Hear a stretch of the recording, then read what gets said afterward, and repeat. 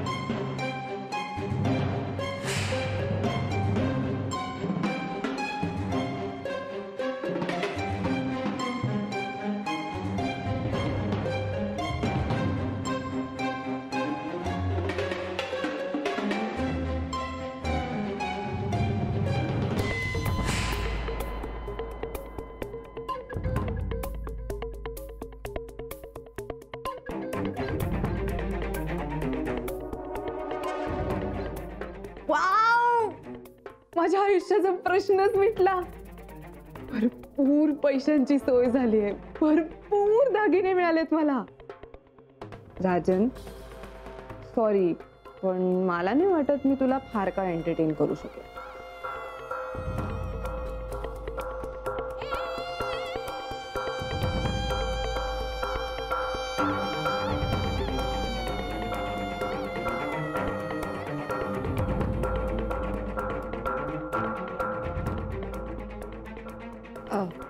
Thank you very much.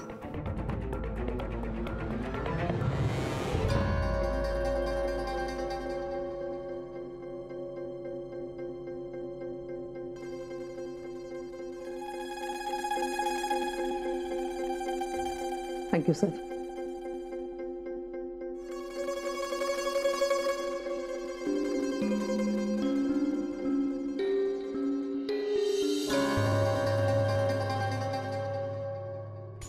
Madam baby ईशाला घराबाहेर सोडून गेल्या. मला काय बी सांगितलं नाही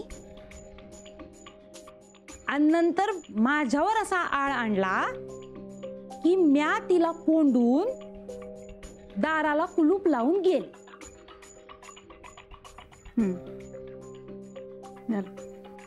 हे बेस झालं हा सईताई.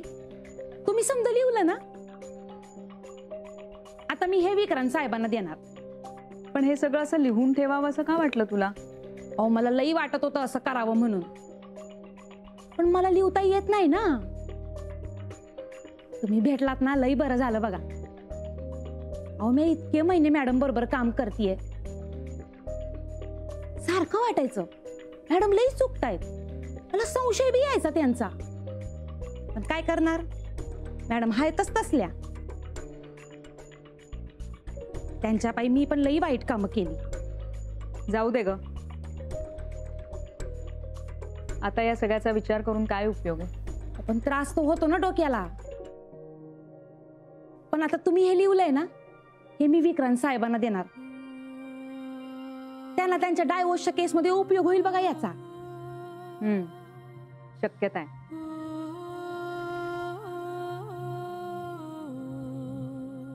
पण सईताई, मॅडमचा डायव्होर्स झाला, बेबी ईशाचं कसं होणार? तुला सांगू, आता तरी सगळ्यात महत्वाची गोष्ट ही आहे की ईशाला खूप चांगल्या माणसाची संगत मिळाली पाहिजे. खरंच तिची खूप काळजी घेणारं, तिच्याकडे नीट लक्ष देणारं माणूस तिच्या जवळ असलं पाहिजे. डिवोर्स वगैरे तिला काय कळतंय ग? हा ते पण आहे. पण डिवोर्समुळे एक गोष्ट चांगली होईल, ती म्हणजे मोनिकापासून ती दूर राहील. नाही तर कठीणच होतं. तुझ्या मॅडम कडून नको त्या गोष्टी सगळ्या शिकलीस ती बिचारी. सारखी लोकांविरुद्ध कटकारस्थानं करायची, खोटं बोलायचं, गॉसिप करायचं, पैशाची हाव, हेच सगळं शिकलीस ती. हे अगदी बरोबर बोलला तर तुम्ही. बकुळा, आता हे जे काही चाललंय ना, त्यातल्या कुठल्याही घटनेचा ईशावर परिणाम होता कामा नये. ही जबाबदारी आता आपल्या सगळ्यांची आहे. म्हणजे तिला ना कुठल्याच गोष्टीने काही फरक पडता कामा नये. अगदी मोठ्या मामाची आठवण जरी आली ना तरीही.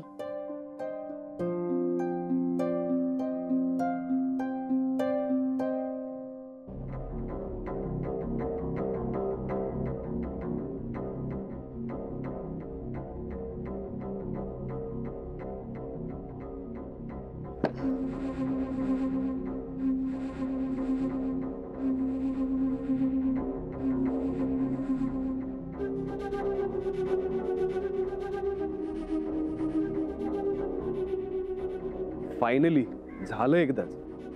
सगळे दागिने आणि पैसे मिळाले. दे ना, मी सांभाळतो. इट्स ओके, मी आहे. It's okay. निघूया. हो, आपण लवकरात लवकर निघूया इकडून. चल. मोनिका, मोनिका, एक मिनिट. कुठे निघालीस? दिस इज नॉट फेअर. तुझं काम झालं, तू निघालीस. आणि आम्ही काय मूर्ख आहोत का? नाही, दागदागिने पैसे सगळं तुझ्या हातात मिळालेले.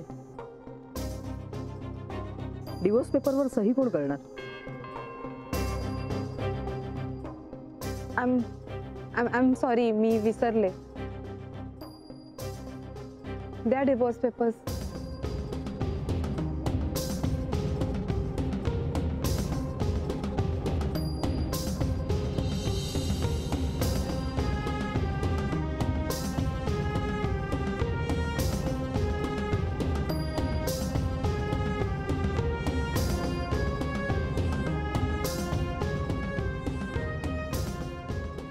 थांब, बॅग दे इकडे, मी सांभाळतो ना. It's okay Rajan.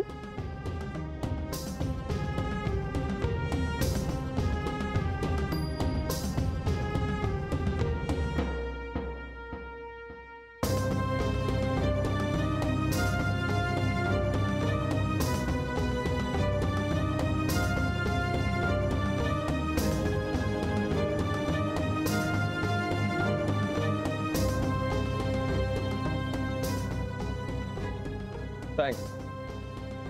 पण तुला एकदा कोर्टात यावं लागेल. येईन मी. अगं येईन ना काय, कधी येणार आहेस? आपलं जायचं ठरलंय ना. म्हणजे कुठे जाणार आहेस तू? विक्रांत, आता तू माझा नवरा नाही.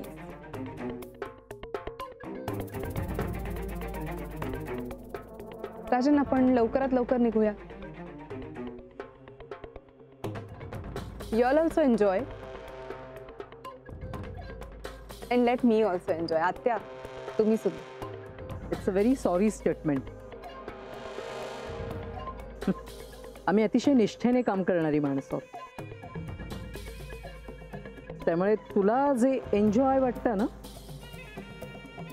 तसं आम्ही नाही करू शकत.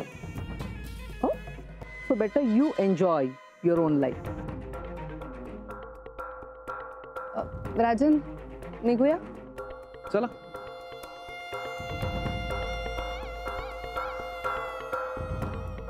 Manu, a special message for you. All the best. जुन्या मित्राबरोबरच्या नवीन नात्यासाठी.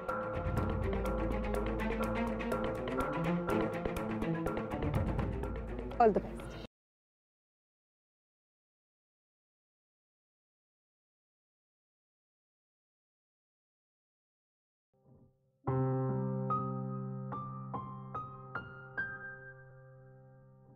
बरं, येतो मी.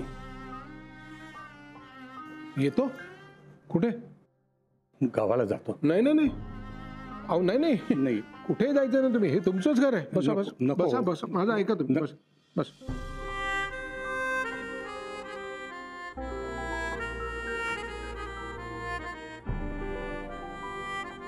हे बघा आजोबा, जे झालं ते झालं, पण इतका राग करणं तुमच्या तब्येतीच्या दृष्टीने बरं नाही.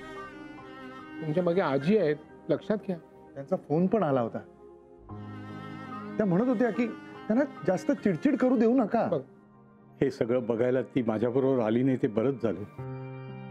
अहो, दुर्दैव माझं. कुठल्या तोंडानं बोलू तुमच्याशी मला कळत नाही. हो, मोनिकानं पैसे घेतले तुमच्याकडून, अक्षरशः लुबाडलं तुम्हाला. आजोबा, जे काही झालं ना ते अत्यंत वाईट झालं, पण तुम्ही त्याचा एवढा मनस्ताप करून घेऊ नका.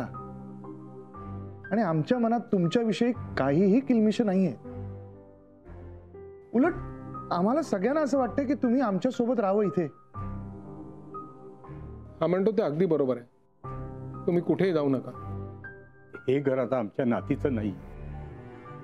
आपला संबंध संपलाय. असा कसा संबंध संपेल? आणखीन काही नाती नाहीच आहेत का? आणि बघा, ज्या नात्याने आपण बांधले गेलो होतो ते नातंच मुळात कमकुवत होतं, म्हणून तुटलं ते. पण म्हणून सगळं संपलं. आणि मला आणि ताईला थोडंसं तुमच्याशी वेगळ्या विषयावरती बोलायचं. म्हणजे काय बोलायचंय? ती निर्मला बोलेलच तुमच्याशी. काय आजोबा, लग्न झाल्यानंतर घरामध्ये सगळीकडे आनंदी आनंद होतो, तसं डिवोर्स झाल्यानंतर सुखी वातावरण झालं पाहिजे असं काही नियम आहे का? हा डिवोर्स म्हणजे एका नव्या नात्याची नांदी सुद्धा असू शकते. म्हणजे नेमकं काय म्हणायचे तुम्हाला? तुम्ही आधी पहिला या घरातनं बाहेर जायचा विचार काढून टाका. आपलं व्याह्याचं नातं जरी संपलं असेल तरी स्नेहाचं म्हणून आपलं काही नातं आहे की नाही? आणि हे स्नेही म्हणून एकमेकांसाठी जे काही करता येईल ते आपण करायचं. फायनली आता मी निघते.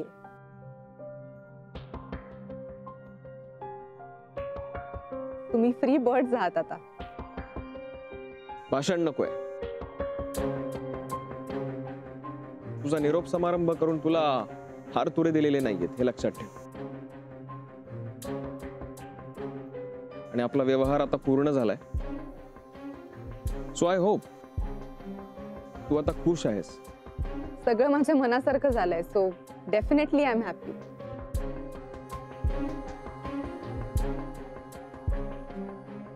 पण तू, आत्या आणि मनू, मी जाण्यामुळे तुमच्या चेहऱ्यावर भलताच आनंद दिसतोय. बरी आहेस ना तू?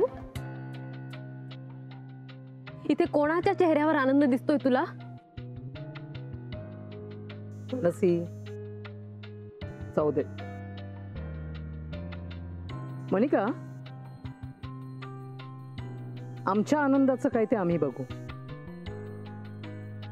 कारण तुझा ज्या गोष्टींमध्ये आनंद आहे ना त्याच्यात आमचा अजिबात नाहीये. आणि आम्हाला किती आनंद झालाय याचं मोजमाप तू करू नकोस. यावेळी आम्हा तिघांना काय वाटतंय हे तुला कधीच कळणार नाही. एनिवे, तू तुझा आनंद एन्जॉय कर.